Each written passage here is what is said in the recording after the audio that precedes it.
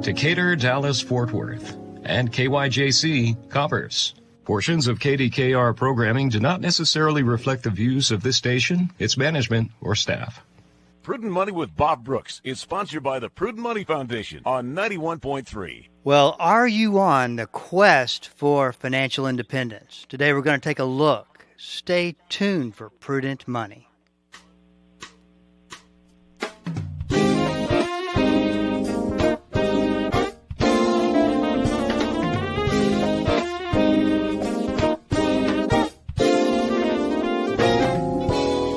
Good afternoon. This is Bob Brooks, and you are listening to the Prudent Money Radio Show. Thank you so much for joining me today. You know I do appreciate it. Well, how is your path going for financial independence? Internationally best-selling author J.L. Collins is my special guest today to talk about his book, Pathfinders, Extraordinary Stories of People Like You on the Quest for Financial Independence. J.L., welcome to Prudent Money. Hey, Bob, thank you for inviting me on. It's a pleasure to be here. You know, I got to tell you, what really works with this book is the stories. Because, I think that people they deal with their financial struggles over and over, and they feel alone, and they feel like nobody else is dealing with this. It's just happening to me. And you have some great stories in this book from people that talk about their journey on the path, and I think that makes the biggest difference to those who are thinking they're alone. I agree with you. When I published The Simple Path to Wealth back in 2016, almost immediately I started hearing stories from people who had acquired the book and telling me how they were applying the principles in it to their unique situations, of the point of life they were at, where in the world they were. And so a couple of years ago, I decided to gather some of these stories together. The book has about 100 of them, again, from all over the world, and I find it amazingly inspiring. And all the different challenges that people face, and yet there are setbacks as they go along the path, but they're making progress, and some of the stories talk about people who've already made it, and some are just at the beginning of their journeys, and everything in between. And I want to stress the fact that everybody's story is fascinating. That's one of the reasons I love to take emails and hear what's going on in listeners' lives.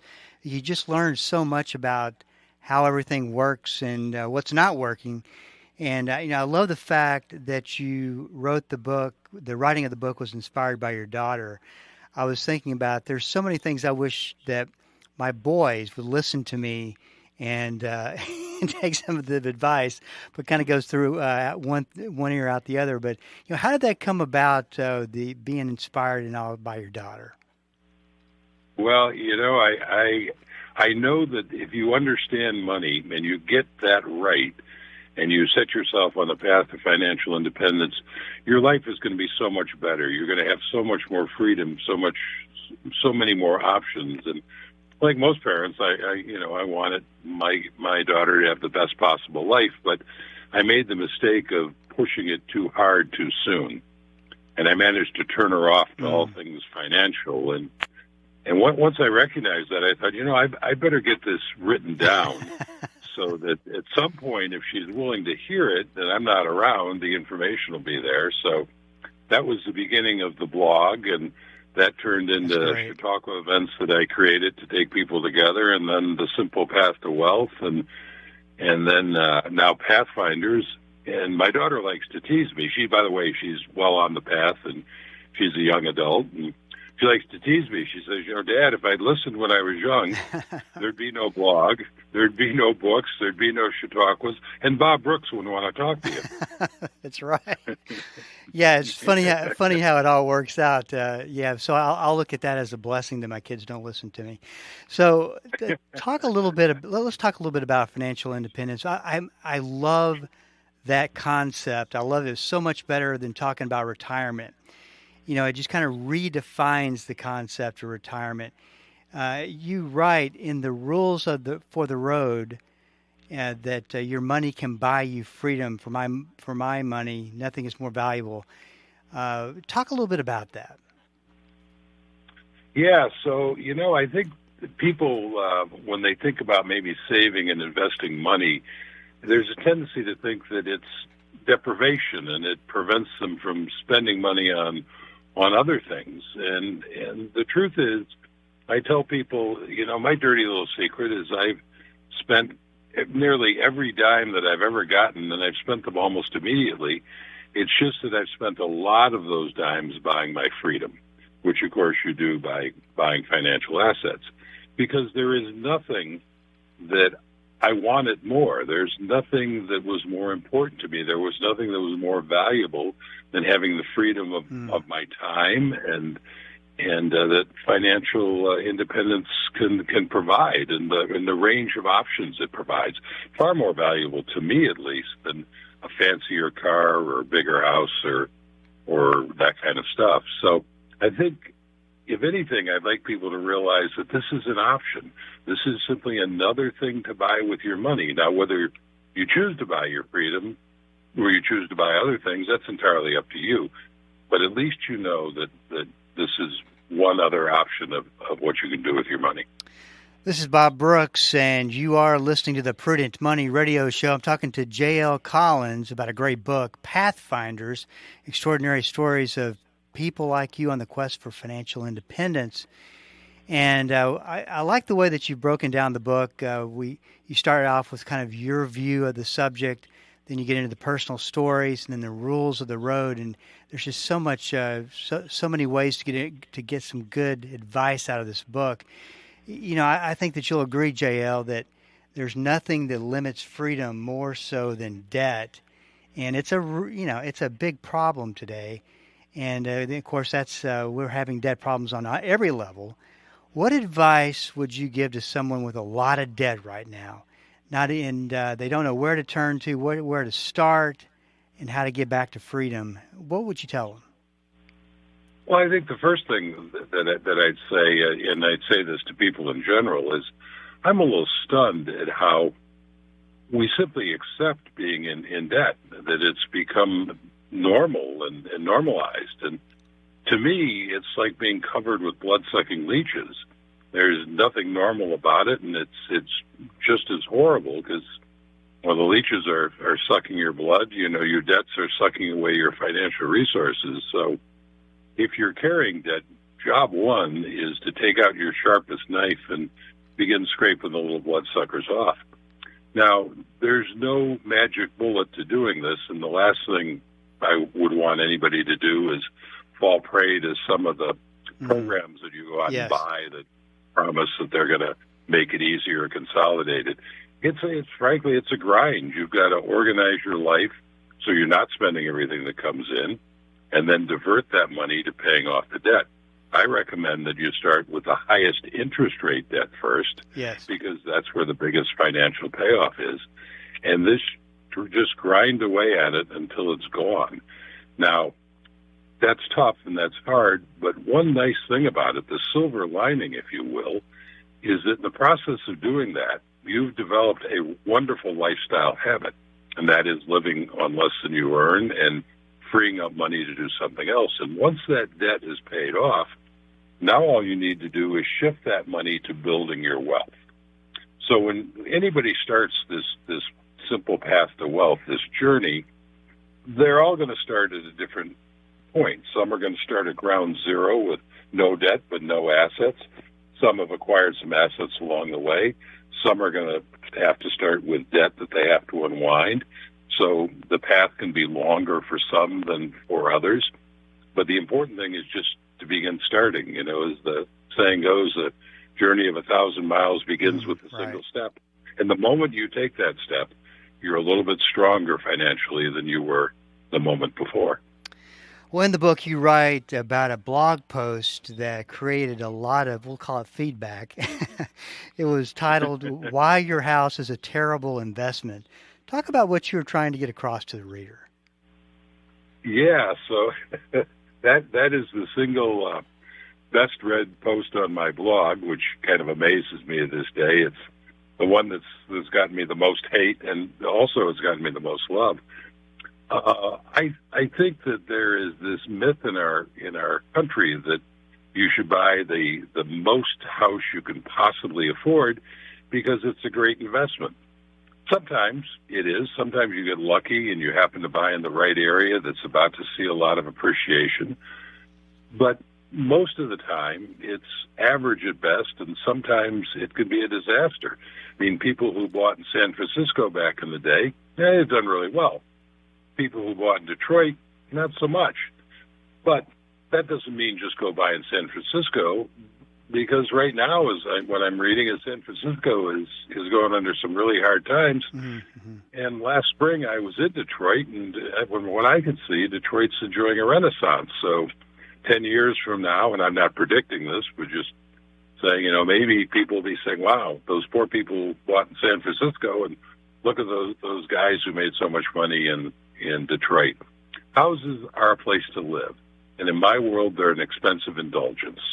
There's nothing wrong with expensive indulgences. Right. I've owned houses most of my adult life, but understand that's what it is. And it's not an investment. It's a place to live. And in my view, you should buy the house that you can easily afford, not the most house your banker and real estate agent might be telling you you can get away with. A lot of authors I talked to through the years, and some concepts kind of you'll read in most books. What the concept in what you write about in your book about the importance of saving, I don't think I've ever seen it written like you present it. You go as far as recommending saving up to 50% of your income. Talk a little bit about how you came to that conclusion. I mean, I don't want to be Captain Obvious. Obviously, we've got to save money, but 50% is quite a bit. Yeah, so when I got out of college in 1972, I had watched my father go from being very prosperous to losing his health because he was a cigarette smoker and not being able to work, and suddenly we were in very dire straits. And so I wanted to make sure that I was never in a position, or as quickly as I could get to this point, where I had to depend only on my ability to work and trade my time for money. And so when I got my first professional job, I kind of arbitrarily said, you know what, this is so important to me that this is the most important thing that I can buy with my money is my freedom. And I arbitrarily chose 50%. Looking back on it today, I think that's a real sweet spot in my world. Now, I get a lot of pushback on this. A lot of people say, that's not possible. Nobody can save 50% of their income. What are you talking about? Well, I've done it, and I have talked to and met countless people who have done it, countless couples who are dual income, and they say, you know what, we're just going to save one of these incomes. So for all the people who say, oh, that you're out of your mind, it can't be done, in this FI community that I write in and spend time in, I have people coming at me from the other direction, and they're saying, JL, what are you talking about, 50%? You could do better than that. I'm doing 60, 70, 80%. So it's a matter of perspective. That first job of mine paid $10,000 a year. Well, I knew that there were people living on $5,000. $5,000 was a whole lot more money than I'd been living on in college. You can look at those situations, and there's probably somebody out there that you can point to who's living right now on half of what you're making. So it's a matter of attitude and perspective. And I think that it comes down to your habits. I mean, committing to a habit to save like that, and once you get stronger in that habit, it comes second nature. Right. And, you can choose whatever savings rate you want. Same thing with getting out of debt, right? So if you adjust your life to free up 10% of your income to put towards your debt, well, it's going to take you a fair amount of time to pay off that debt. If you can adjust your life to where it's 50%, it'll take less time. And the same thing with moving towards financial independence. There's actually a chart in the book that will tell you, based on what savings rate, with an assumption of a return on your invested assets, about how many years it's going to take you. And so it's a personal choice. The bigger your savings rate, the faster you'll be out of debt, the faster you'll be financially independent. So you can look at that, you can decide for yourself, how much money you want to divert to that. For me, 50% was kind of a nice sweet spot. And the other thing to remember is that as my income increased, the amount I invested increased, but so was the amount I was living on.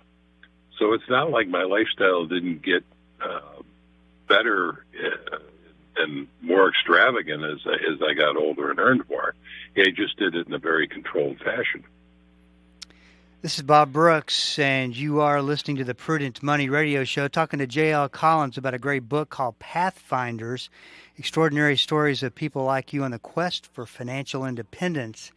And if you want more information about JL, go to his website, jlcollinsnh.com. I got that right, didn't I, JL?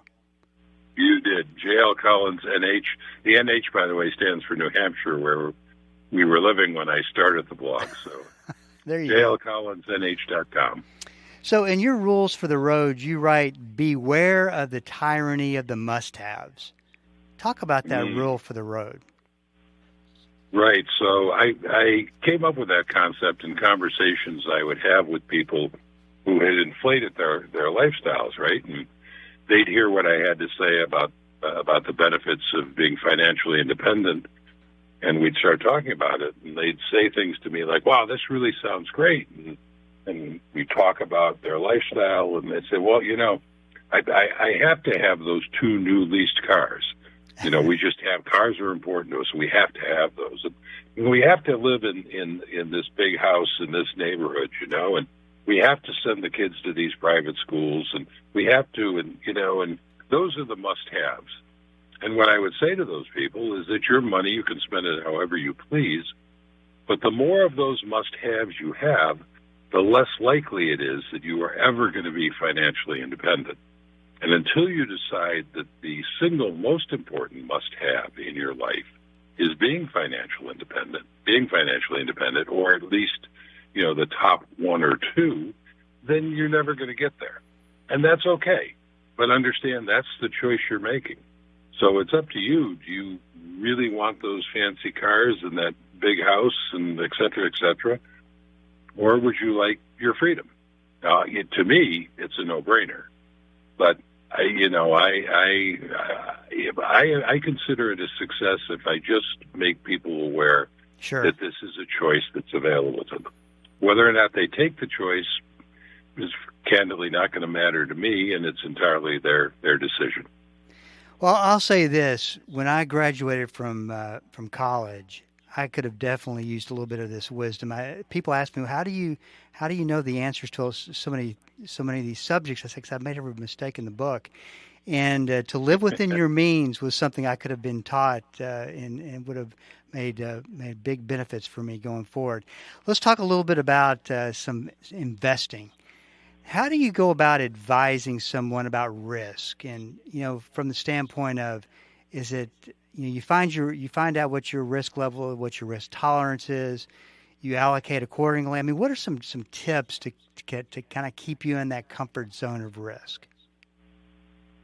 Well, so I think first of all we have to talk about what I recommend investing in. Yes. And basically it's broad-based low-cost index funds. And very specifically, the fund that I personally invest in, the fund that my daughter is now investing in, is VTSAX. And this is Vanguard's Total Stock Market Index Fund. Now, companies like Fidelity and T. Rowe Price have their own vision of a Total Stock Market Index Fund, and those are fine. But a Total Stock Market Index Fund owns about 4,000 companies, virtually every publicly traded company in the United States. And once you own it, everybody in those companies is working to make you richer.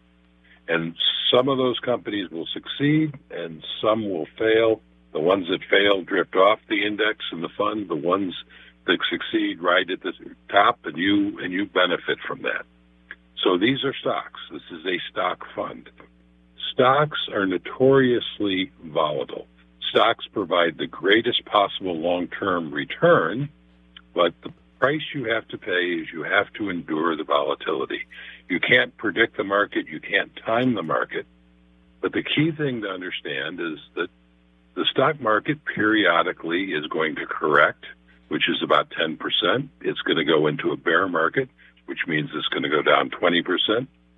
And I think it's every 13, 15 years, something like that, you can expect it to crash, which is 30+%. When those things happen, the media goes nuts, and it's the end of the world. But it's not. The market always recovers.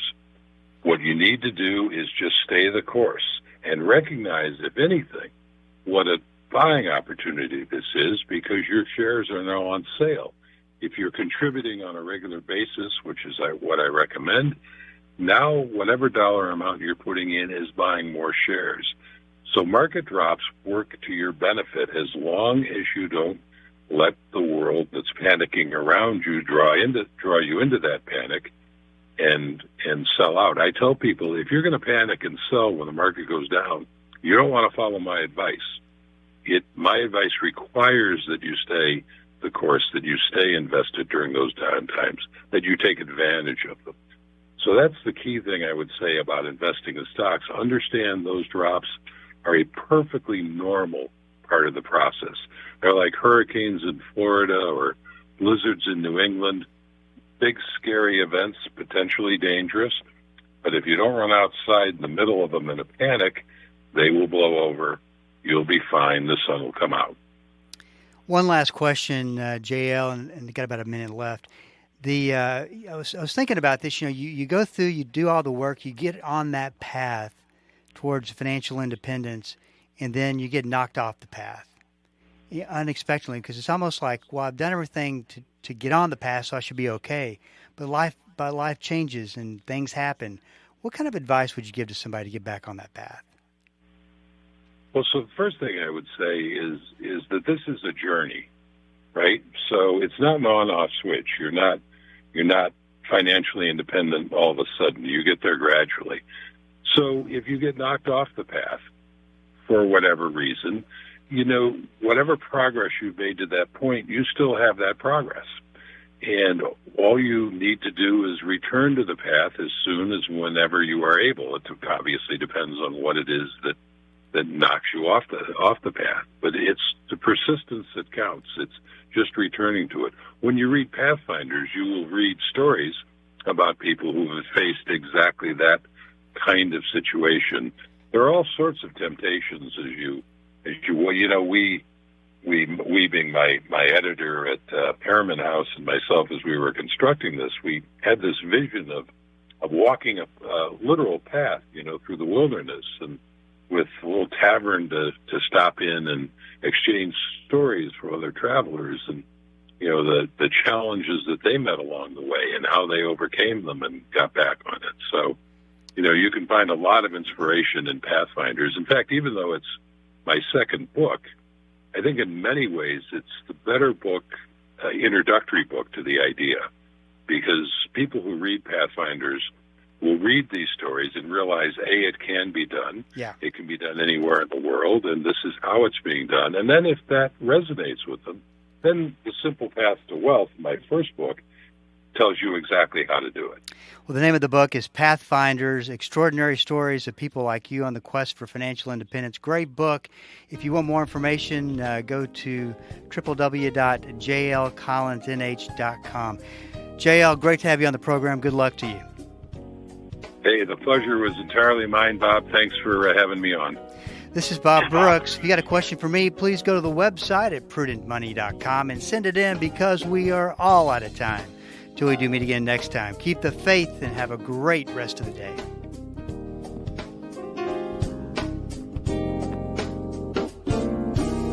That's all the time we have for today. Questions or comments for Bob, or to find out more great information like what you've just heard, visit www.prudentmoney.com. Be sure to join Bob Brooks again for the next edition of Prudent Money.